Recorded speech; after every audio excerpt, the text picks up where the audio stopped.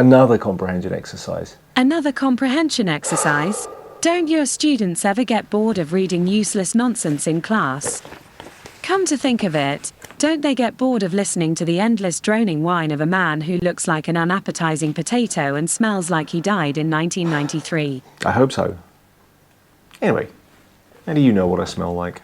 I monitor your mother on social media. Also, I listen to what your wife says. That's a good idea. I never do that. Maybe I should try. For the sake of your mental health, I would not advise it. Fair enough. I wasn't really going to bother anyway. That's basically what she says about you. So, what's this one all about then? It seems to be about a young man trying to take his grandfather on one last adventure before he dies. It's incredibly depressing. Again, that's exactly what your wife says about living with you.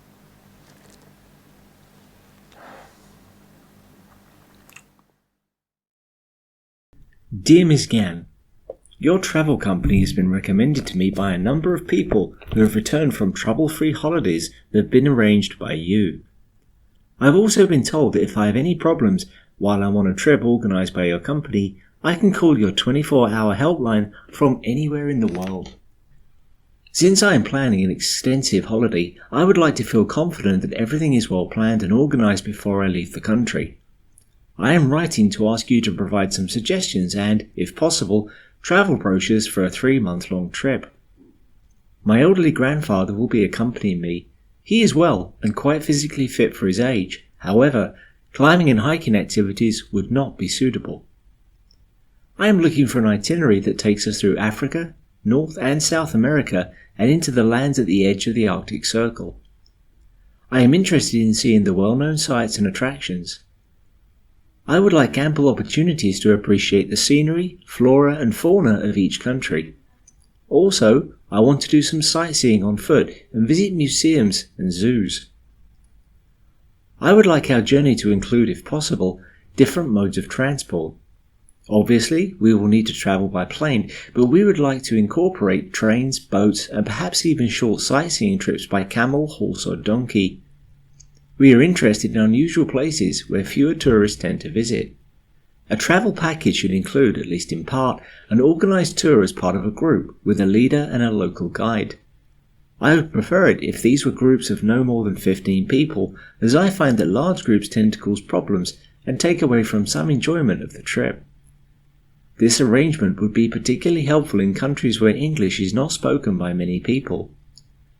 The package would need to include all accommodation of a reasonable standard, all transfers, and some meals, particularly breakfasts and dinners. The recent events around the world that have caused concerns for travellers concern us as well. We would not be interested in going through any of the countries that are unsafe, and I am not prepared to risk our safety. As you can see from this description of our needs and interests, we can be quite flexible in the places we visit, the form of transport we use, and the types of overall packages. We are interested in a certain amount of adventure.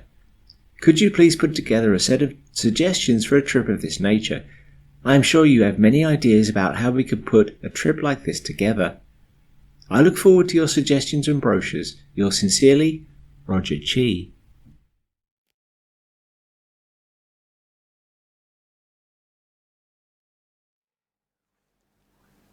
On the surface, not a terrible letter, a request for information, but when you read through it, I mean, there's the underlying message here that this is about a man who's getting old, who wants to go on one last adventure, not too adventurous, but he's more looking for the illusion of adventure. He's more looking for the idea that it's going to feel like one last hurrah. He's going to take him around the world.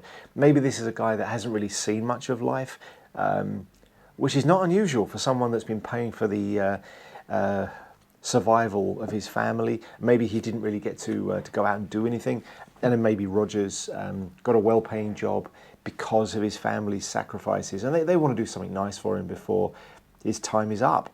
Nothing really wrong with that at all. Totally understandable. He can't do hiking and climbing exercises, but he's still fairly fit for an old man. So yeah, it seems like they want to do just one last thing for him, which is great, I suppose. A reminder that time is a precious commodity. So yeah, when you read through these stories, you always find these underlying metaphors that remind you that even though comprehension exercises suck, life is far worse. Answer the questions. Off you go.